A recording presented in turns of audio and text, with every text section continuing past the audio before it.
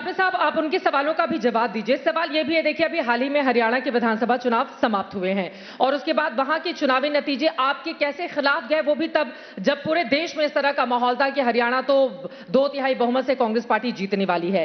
क्या आप लोगों ने सबक लिया वहां से, जो महाराष्ट्र में अब कांग्रेस या उसका गठबंधन दोहराने नहीं जा रहा है? देखिए, इन्होंने इतनी सारी बातें की। आपको बता दूं कि कोस्टल रोड का प्रोजेक्ट जो है वो महानगर पालिका की संकल्पना थी इनिशियली। अब आगे बढ़ता हूं कि ड्रग्स पार्क क्यों गया भाई महाराष्ट्र से, क्यों वो डायमंड ब्रोस गया मुंबई से, क्यों इंटरनेशनल फाइनेंस सेंटर जो डॉक्टर मनमोहन सिंह ने यहां पर मुंबई को दिया था, क्यों नरेंद्र मोदी जी ले गए उसको गुजरात में? तो महाराष्ट्र की अस्मिता से इन्होंने खेला है, महाराष्ट्र की अस्मिता को ठेस पहुंचाई है। छत्रपति शिवाजी महाराज का पुतला नहीं खड़ा कर पाए, उसमें भी भ्रष्टाचार, उसमें भी पैसे खाने का काम किया है। जब छत्रपति शिवाजी महाराज के पुतले को नहीं ये खड़ा कर सकते हैं, जब ये जल पूजन करते हैं, देश के प्रधानमंत्री आकर के जल पूजन करते हैं मुंबई में, और छत्रपति शिवाजी महाराज का पुतला 10 सालों में खड़ा नहीं होता। इंदू मिल के अंदर परम पूज्य डॉक्टर बाबा साहब अंबेडकर का स्मारक बनना है, 10 वर्षों से ये बना रहे हैं, क्यों नहीं बनता है?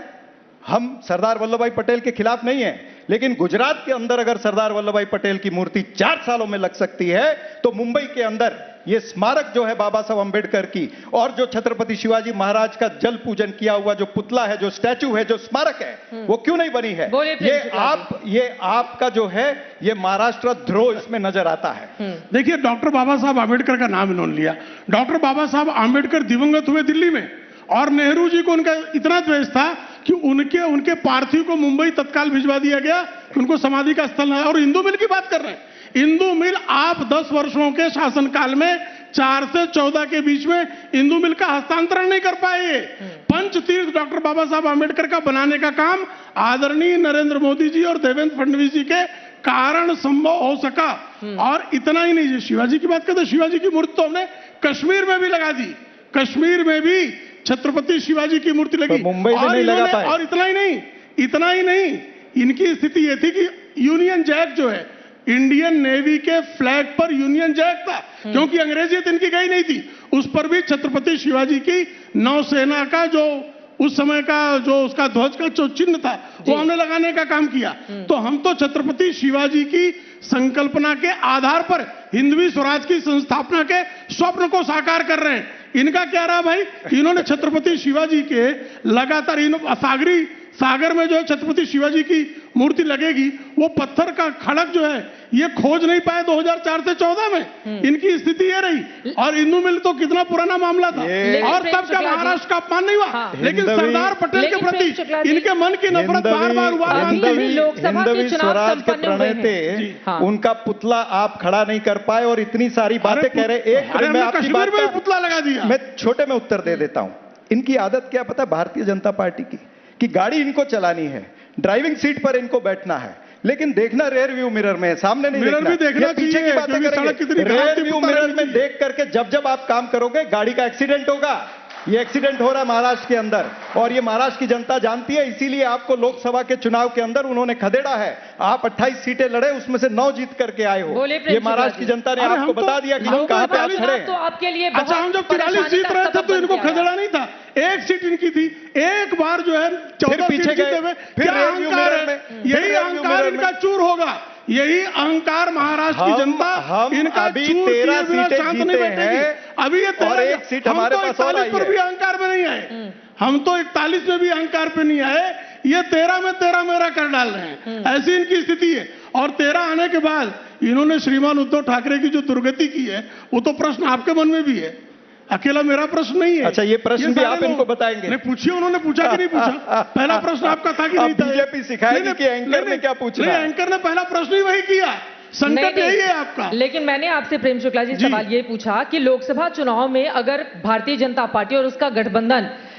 इनके मुकाबले खराब प्रदर्शन करता है, तो आप लोगों ने उससे क्या सबक सीखा है? 2 लाख वोटों का अंतर है, 2,50,00,000 वोट इनको मिले, इनके अलायंस को, 2,48,00,000 वोट हमको मिले।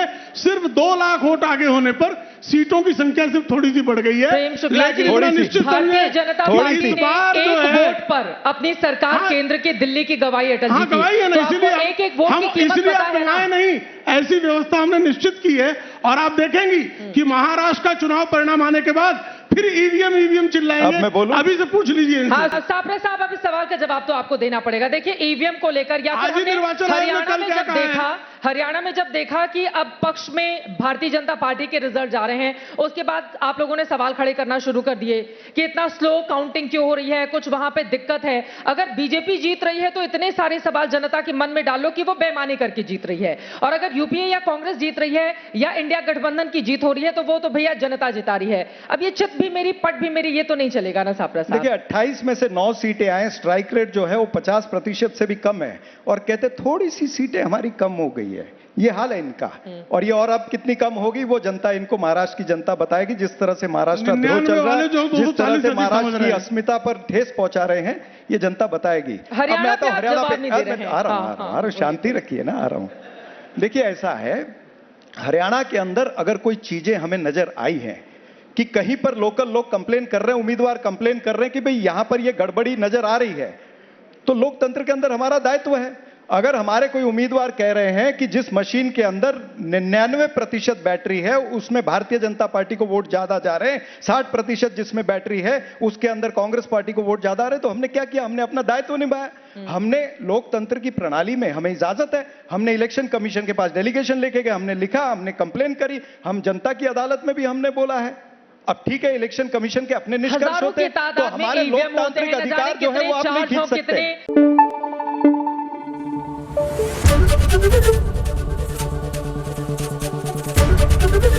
एबीपी न्यूज आपको रखे आगे।